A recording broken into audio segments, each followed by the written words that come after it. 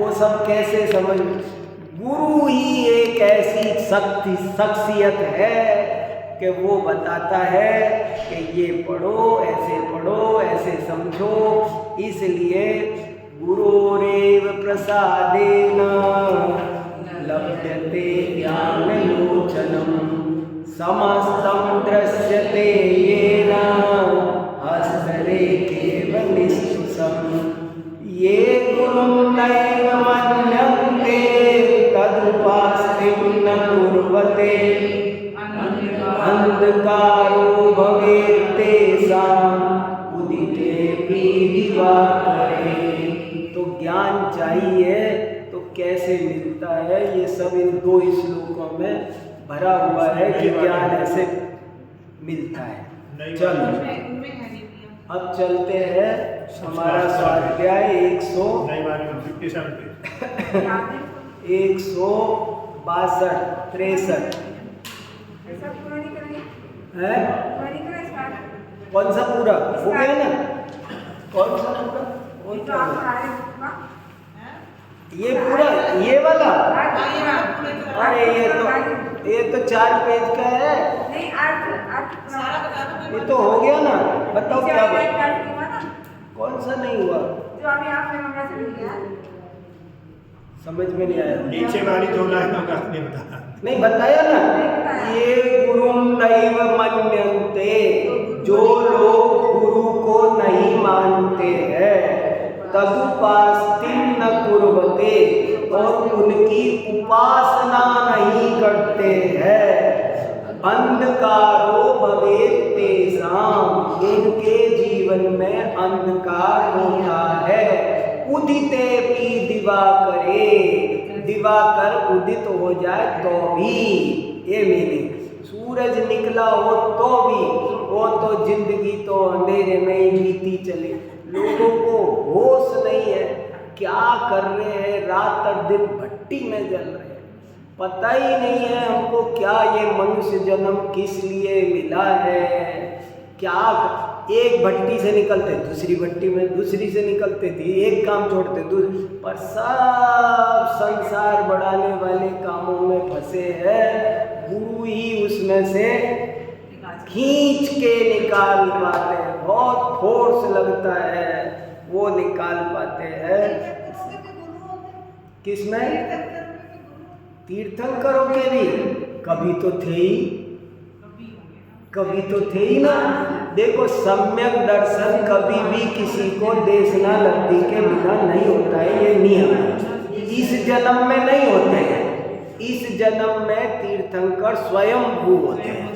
तीर्थंकरों के इस जन्म में कोई गुरु नहीं होता है, लेकिन कभी जब उन्होंने शुरुआत की थी मोक्ष मार्ग में, जिस दिन आए थे, महावीर भगवान के इस जन्म में नहीं थे, लेकिन जब वे शेर थे तब तो अजितंजय अमितंजय मुनि महाराज आए थे। शेर की पर्याय में उन्होंने ज्ञान कराया, उन्होंने सम्यक दर्शन कराया, मिथ्यात्व रूपी अंधकार को छह तो उन्होंने कराया ना। तो कभी भी आज तक कोई भी जीव बिना देशना लब्धि के सम्यक दर्शन प्राप्त नहीं कर सका है, ये अनिवार्य है।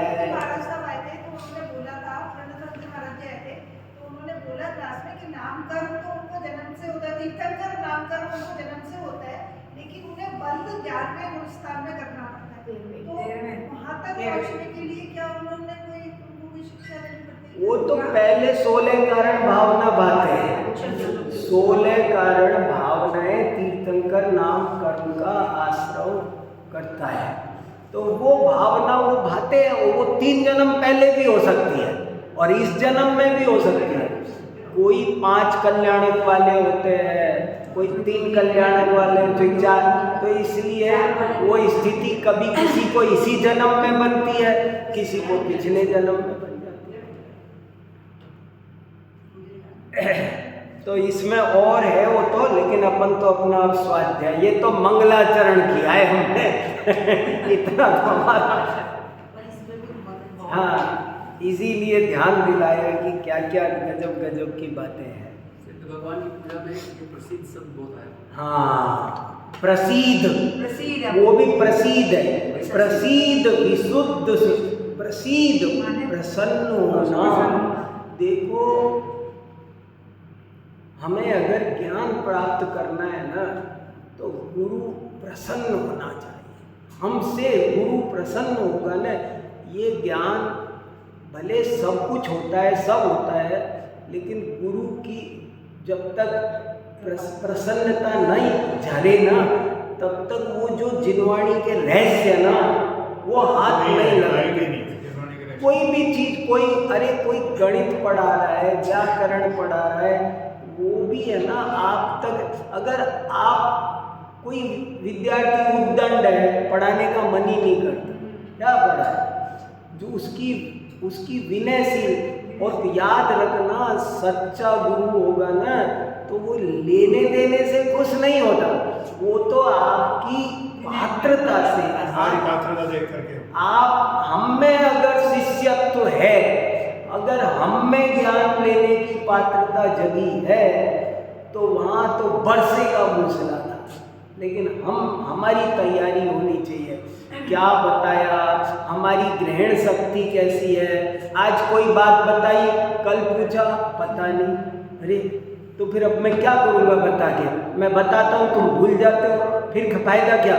मैंने बताया, उसने याद रखा, अरे ये याद रखता है, और बताओ, ये पढ़ना चाहता है, और बताओ, ये प्रश्न पूछता है, विनय, ये खुलासा, तब जाके सब चीज बहुत बढ़िया ट्यूनिंग बैठती है, तब सब बरसता है। ये अभिप्राय है। देखो दवाई भी उसी के असर करती है, दवाई भी उसी के असर करती है। हाँ, दवाई तक भी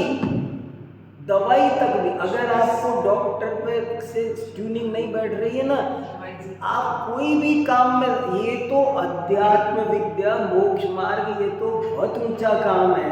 मैंने बताया ना, व्याकरण, गणित, अंग्रेजी भी सीखना हो ना, तो भी आपको है ना, आपको लगेगा नहीं, जो लोग आजकल टीचर की हंसी उड़ाते हैं, उसको ज्ञान नहीं मिलता।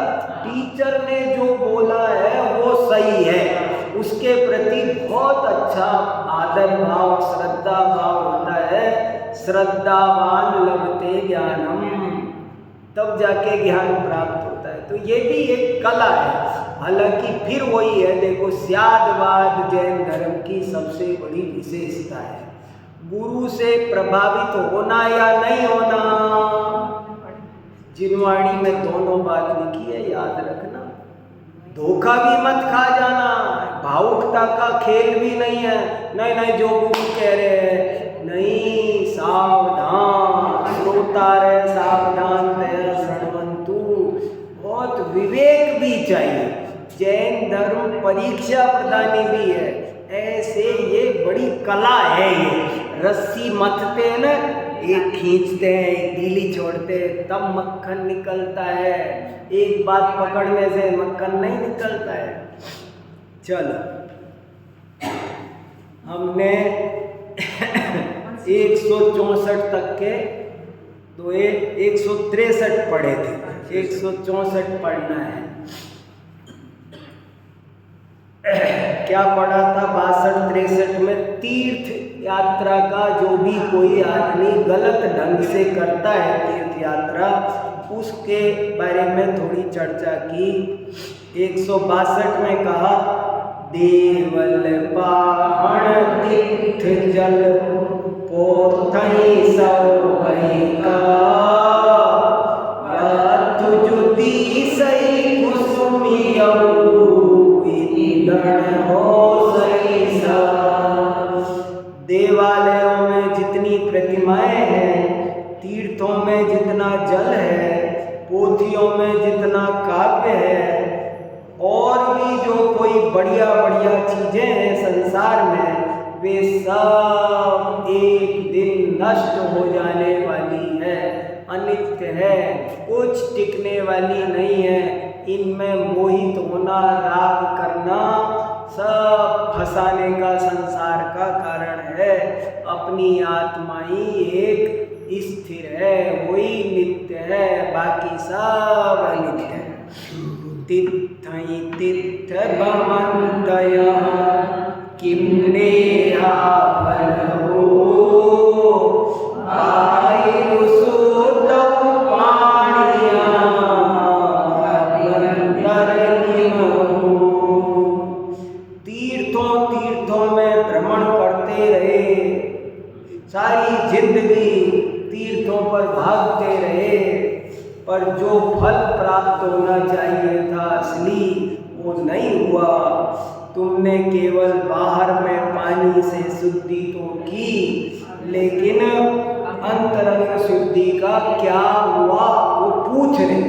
नहीं हुई नहीं कहा, वो पूछ रहे हैं कि आप समाचार दो कि कुछ हुआ, उधर के भी समाचार दो।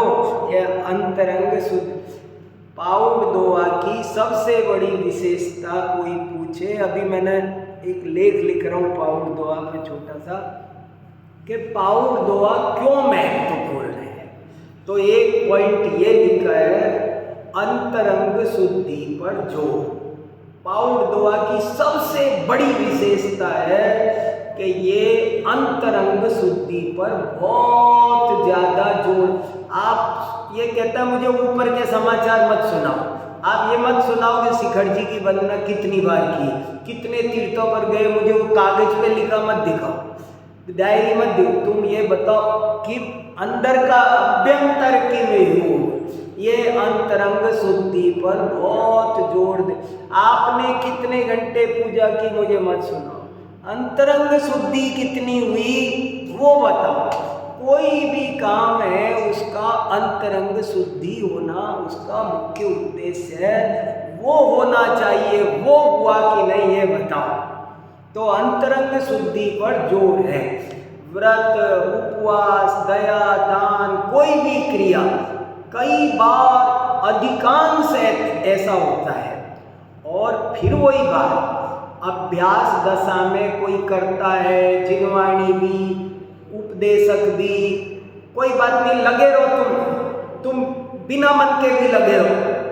आज नहीं तो कल, कोई के मेरा मन नहीं लगता पूजा में तो मैं कल से आना छोड़ दूं, ये नहीं कहा।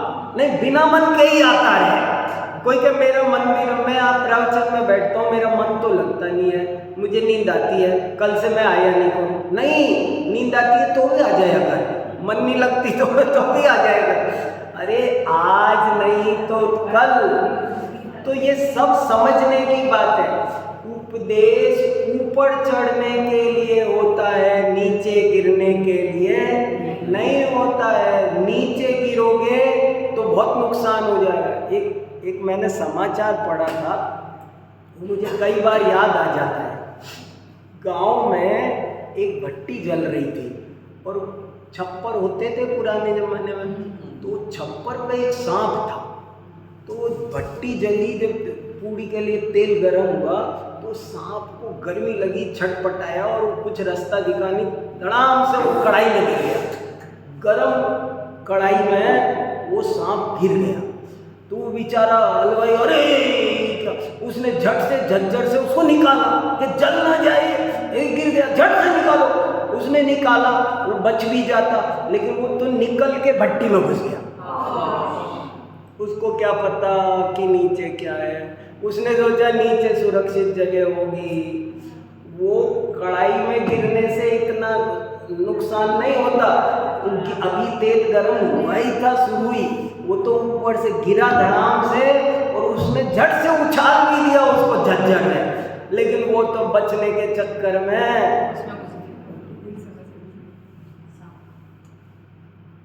किसकी कहानी है?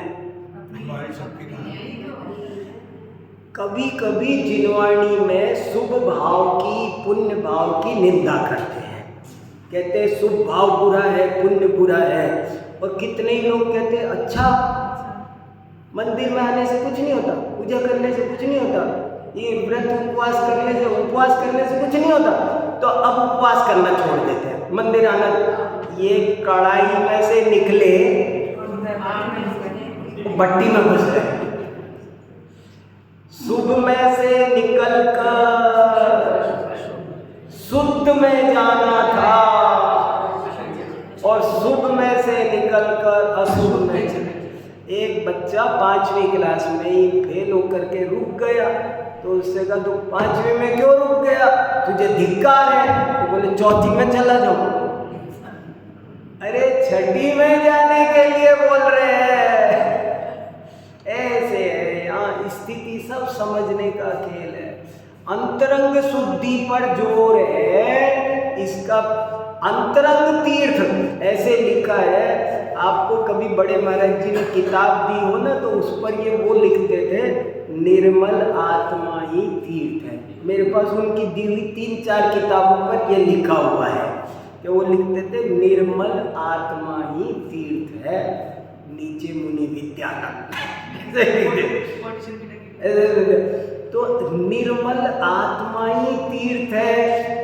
तुम्हें इस तीर्थों, तुम केवल बाहर के पत्थर के तीर्थों पर जाके रह जाते हो, या वहां से जो ये तो साधन थे, तुम साध्य पे पहुंचे कि नहीं। अब तुम कल से कह रहे हो, अच्छा तो फिर तो हम कल से ये भी साधन भी छोड़ देते हैं। तो ऐसे नहीं है। बाह्य शुद्धि का महत्व तब है जब अंतरंग शुद्धि हो, ये अभिप्राय है। तित्थै तित्थ भमन्तया किं नेहा फलवो बाहिरशुद्धौ पाणिया बन्तर किमहु तित्थै तित्थ भमेहि वड धोयौ जम जले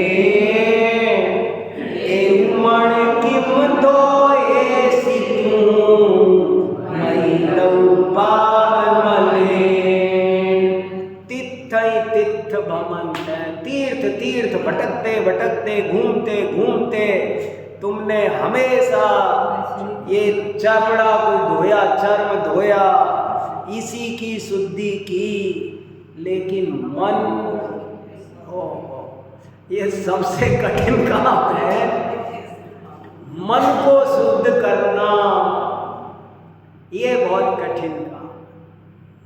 और मन माने भी एक दिन बहुत चर्चा हुई है हमारी, एक दिन क्या 3-4 दिन हुए, 3-4 हफ्ते।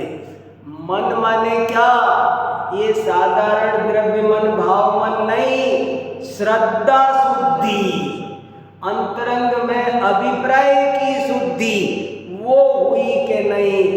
जब तक अंतरंग अभिप्राय शुद्ध नहीं होता है, तब तक बाह्य शुद्धि का कोई लाभ मिलता नहीं है। धर्म ध्यान 4थे गुणस्थान के पहले शुरू नहीं होता। बताओ कितना भी कुछ कर लो, हमारा खाता ही नहीं खुलता। सम्यक दर्शन के बिना अकाउंट ही नहीं खुलता। अब आप बैंक के चक्कर लगाए जा रहे हो, अब कितने ही चक्कर लगाओ, वो बैंक वाला कहता है भाई साहब आई कार्ड लाओ, आधार कार्ड लाओ, आप वो नहीं ले जा रहे हो। और रोज मैं 100 बार आ गया हूँ आपके बैंक में, आप मेरा खाता क्यों नहीं खोल रहे, मैं पैसे लेके आया हूँ। अरे भाई तू पैसे लाया है, सब कुछ लाया है, फॉर्म भर दिया है, आधार कार्ड वो नहीं लाया। तो ये आधार कार्ड है सम्यक दर्शन। आधार कार्ड लेकर आओ तब बैंक में खाता खुलेगा, उसके पहले खाता खुलता क्या। मन शुद्धि, अभी श्रद्धा शुद्ध हुए बिना कुछ रास्ता आगे चलता नहीं है। जो यही जासु पर एक कण निवसैले जम्मण मरण विवर्ज्यौ कृपा गई पर ले। जो यो जोगी, योगी, हे साधक, हे योगी, हियड़ई हृदय में जासु जिसके पर परम एक एक न निवसई नहीं निवास करता है देव। हे योगी, जिसके हृदय में एक परम देव निवास नहीं करता है। जम्मण मरण विवर्ज्यौ, जन्म मरण से रहित परम देव है। आत्मा वो जो परम देव है, वो परम देव के अंदर जन्म मरण प्रवेश नहीं किए हैं। वो जन्म मरण से रहित है। वो समस्त द्रव्य कर्म, भाव कर्म, लो कर्म से रहित है। उसमें कुछ नहीं है, कर्मों ने उसे आज तक छुआ नहीं है। ऐसा परम देव है। वो जब तक तेरे हृदय में नहीं निवास करेगा तो किम पावई परलोक, कैसे पाओगे परलोक? फिर तुमको उत्तम परलोक कैसे मिलेगा? अब देखो, अब सिंपल सा है, बिल्कुल सरल मीनिंग है और शब्दावली सरल है, लेकिन भाव समझना। अब जैसे ये कहा, सोचो, इन्होंने कहा जिसके हृदय में। अब हृदय में माने, अब हृदय का क्या मतलब? या हार्ट, जिसका ऑपरेशन होता है, अटैक आता है जिसका, उसमें एक भगवान जैसे यहाँ बिठाते हैं, ऐसे यहाँ भी हॉस्पिटल में जाके कहते हैं हमारे हार्ट में एक मूर्ति रख दो सोने की। नहीं, लिखा तो है, कोई कहे लिखा तो है, जिसके हृदय में देव नहीं है उसकी गति नहीं होगी। कोई कह तो सकता है ना, हमको हमारी अगले जन्म में उत्तम गति करनी है, तो अपन जाओ डॉक्टर के पास में कि डॉक्टर साहब जरा यहाँ ऑपरेशन करके मेरे हृदय में ये छोटी कितनी साइज की चाहिए वो बता दो, मैं बनवा लाता हूँ। अरे यहाँ ये बात नहीं, यहाँ हृदय माने द्रव्य मन नहीं, भाव मन। भाव मन माने उपयोग में, हमारी विचारधारा में, हमारे ज्ञान में, हमारे श्रद्धान में। देखो यहाँ हृदय का अर्थ क्या है? जिसके ज्ञान में, जिसके श्रद्धान में। और देव निवास नहीं करता माने क्या? देव कौन सा देव? कौन सा देव? किस देव की बात है? ये केवल अरिहंत देव की बात नहीं है, ये सिद्ध देव की बात नहीं है, ये निज शुद्धात्म देव की बात है। और परलोक, उत्तम परलोक माने, उत्तम परलोक माने क्या? कौन सा है उत्तम परलोक? देवगति, सर्वार्थ सिद्धि नहीं, मोक्ष ही उत्तम परलोक है। इतना अर्थ करो तब 165 खुलेगा। जो यही जासु पर एक सही देव, जम्मण मरण विभज्जियो, किम पावई परलोक। जिसके हृदय में माने जिसके उपयोग में, खाते पीते सोते जगते, जिसके चित्त में एक अपना ज्ञान स्वभाव जन्म मरण रहित शुद्ध आत्मा विचरण करता है, उसी की उत्तम गति होती है, और की नहीं होती है। एक दिन सुनाया था ना, बहुत एक पंक्ति है, ये सब हैं पुद्गल के खेल, इनमें नाही हमार होंगे। ये लाइन से निरंतर सुबह से शाम तक तत्वाभ्यास कर सकते हो। सुबह से शाम, जैसे मान लो सुबह उठे, अब आप बाथरूम में गए, बाल्टी में पानी भरा, मग्गा उठाया, ऐसे ऐसे डाला, तो ये क्या? एक तो होता है मैंने पानी भरा, मैंने मग्गा भरा, मैं नहा रहा हूँ, ये तैयारी चल रही है संसार की। इकाई की तैयारी चल रही है, जिसका उपयोग ऐसा है वो संसार बढ़ा रहा है, और जो ये सोच रहा है कि पानी भरा जा रहा है, मग्गा भरा जा रहा है, पानी यहाँ डल रहा है, शरीर पे पड़ रहा है, मैं क्या कर रहा हूँ? मैं इस समय जान रहा हूँ ये जो पानी डलने का काम हो रहा है ये पुद्गल का है, मेरा काम नहीं। ये सब है पुद्गल के खेल। कि तुमने साबुन लगाया था ना? बोले नहीं, मैंने नहीं लगाया, साबुन लगा था और मैंने जाना था। मैंने तो जाना था।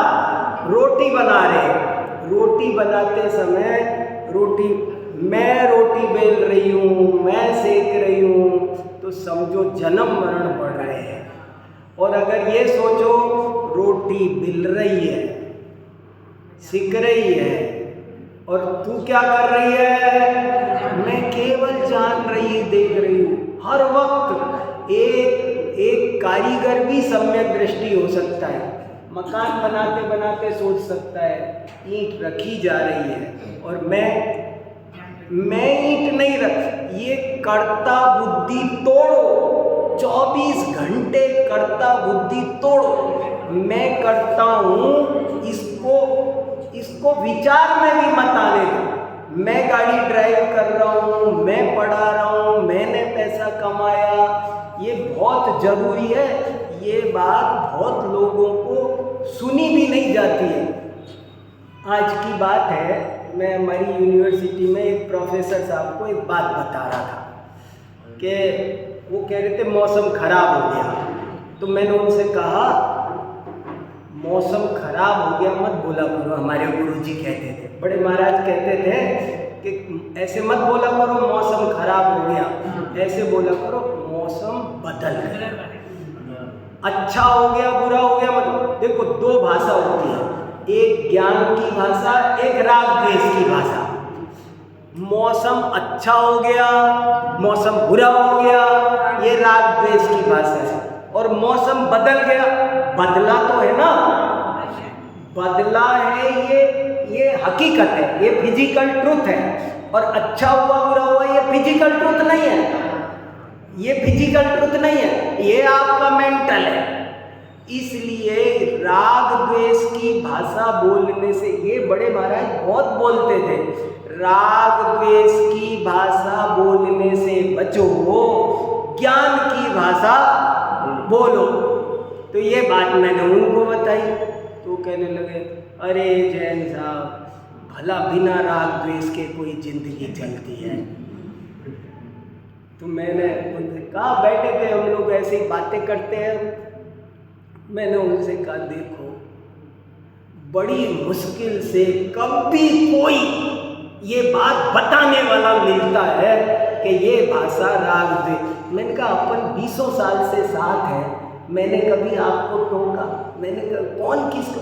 मैंने कहा आज किसी ने, कोई ज्ञानी हिंट दे रहा है कि राग द्वेष की भाषा मत बोलो, ज्ञान की भाषा बोलो, तो वो सुनी भी नहीं जा रही है। हाय ये क्यों बोल रहे हो? माने कितने ही लोगों को ये अकर्तावाद जैन धर्म का प्राण है। इसलिए मैं सच कह रहा हूँ, ये जब मैं कर रहा हूँ, थोड़े दिन प्रैक्टिस करो, सुबह से शाम तक सोते जागते, जैसे कोई अपने ही आपके थप्पड़ मारो, मैंने क्यों बोल दिया?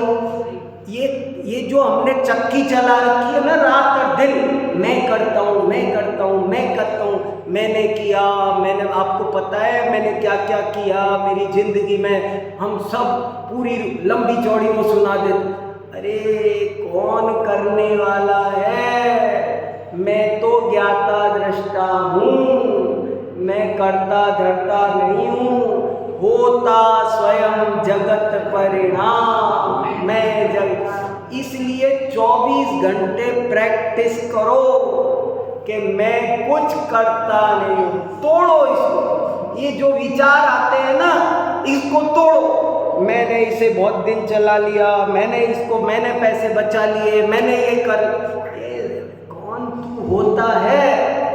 कर्तावाद तोड़ो दो, तब जाकर के परलोक मिले। ज्ञाता का भाव बढ़ाओ। मैंने आज तक वास्तव में कोई किसी का कुछ नहीं। मुझे तो पिछली बार की एक बात बहुत अच्छी लगी, इस हफ्ते भी बहुत गूंजती रही, को तोड़ई को टुट। ये पत्ते कौन तोड़ रहा है तुझे पता है? और टूट कौन रहा है तुझे होश है? कभी भी कोई किसी का बुरा दूसरे का नहीं करता है। वो ले दे करके सारा खर्चा पानी तुझे ही देना है ब्याज सहित। तो मैंने वो हम ही कर रहे हैं सारा का सारा। यही तो समझ में नहीं आ रहा है, कौन तोड़ रहा है, किसको तोड़ रहा है, अपने ही ऊपर आ रहा है। इसलिए बराबर ये भावना तोड़ो, जो यही अड़ई जा सुपर एक कण निवसई दे, जम्मण मरण विभज्जियो किम पाई परलो। अभी जैसे मान लो जरा से बैठे हैं और मान लो बैठे बैठे मैं पूछूं, सतीश जी भाई साहब आपका वेट कितना है? पीछे पूछ रहा सतीश जी भाई साहब से, आपका वेट कितना है? आपका वेट कितना है पता है? कितना है? 80 किलो हो गई ना पड़ी। कितना भी कूट के करो, अरे ये 80 किलो वजन आपका नहीं है। नहीं, मैं एक बात बता, कुछ नहीं, मैं तो आपके बहाने अपने लोगों से ही तो खेलते हैं, आपके बहाने बात की। ये हम सबके सतीश जी पूछ ले तो लगा बताओगे नहीं, कोई किसी से तुम्हारी हाइट क्या, तो किसकी हाइट बताएंगे? शरीर की।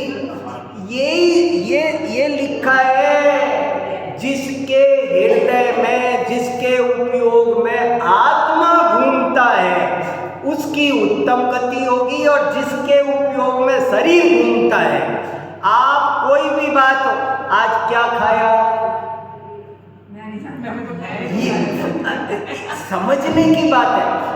आत्मा में वो हूँ, जम्मण वर्ण विभज्जियो, मैं भाव कर्म द्रव्य कर्म नो कर्म से रहित हूँ। ये बराबर घुमाओ, मैंने आज तक कुछ किया नहीं, कर नहीं रहा और करूँगा नहीं, ऐसी बहुत गहराई से जो भावना करेगा उसका समाधि मरण होगा, उसकी उत्तम गति होगी।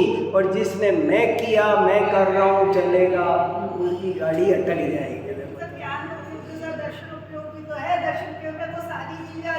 यहाँ ज्ञान और दर्शन एक ही बात है। यहाँ कहा है, जिसके ज्ञान में, जिसके श्रद्धान में, जिसके उपयोग में, उपयोग दो तरह का, ज्ञान उपयोग दर्शन। तो यहाँ ज्ञान दर्शन अलग नहीं करो, यहाँ दोनों मिला दो, जिसके उपयोग में। देखो मैं फिर निष्कर्ष वाक्य बोल रहा हूँ, जिसके उपयोग में आत्मा घूमेगा उसकी उत्तम गति होगी, और जिसके उपयोग में शरीर, परिवार, रुपया पैसा, घर मकान दुकान, उसकी गति अच्छी नहीं होगी। इसलिए 24 घंटे भावना भाव, मैं आत्मा हूँ। मेरे कितने बच्चे हैं? कोई आपसे पूछे आपके कितने बच्चे हैं?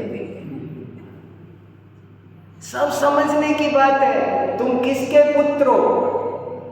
तुम्हारी माँ का नाम क्या है? बहुत गहरी बात बता रहा, कोई कहेगा अव्यावहारिक बात है, लेकिन ये कठिन मार्मिक बात है, अंतर में लगना चाहिए। मेरे कोई जनक जननी नहीं है, मेरे कोई पुत्र पुत्री नहीं है, मेरे कोई हाथ पैर नहीं है, मेरे आँख नाक कान कुछ नहीं है, मैं खाता पीता कुछ नहीं हूँ, मैं तो जानता देखता हूँ, मैं आत्मा हूँ, अनादिकाल से हूँ, अनंत काल तक रहूँगा। ये बात भूलो मत। सोते जगते खाते पीते चलनी चाहिए। खाना खाते मतलब ऐसा होना चाहिए, खाना खाते समय भी कोई पूछ लेना, जैसे अभी मैं सो रहा हूँ, जैसे समझ लो अपन सब कहीं गए हैं और किसी धर्मशाला में रुके, अपन सब सो रहे हैं रात को, और कोई एक जना आवाज़ दे वीर सागर, तो मैं झट टूट जाऊँगा। किसी की नींद नहीं खुलेगी, किसी की नींद नहीं, सब सोते रहेंगे, लेकिन मैं जग जाऊँगा। क्यों? क्योंकि मैंने वीर सागर शब्द में अपनापन जोड़ रखा है। आत्मा में नहीं जोड़ रखा, मैं ज्ञाता दृष्टा हूँ, ये नाम मेरा नहीं है, काला गोरा ये मैं नहीं हूँ। ये छोटी सी बात नहीं, बहुत इंपॉर्टेंट स्वाध्याय है। और अगले दोहे में ये भावना आएगी। अब जो अगला दोहा आएगा ना, उसमें ये भावना में पढ़ी आया ना, सो मैंने बिना पढ़े ही पढ़ा दिया हो। वो कह रहे अब आप भावना भाव, ये गहराई से भावना।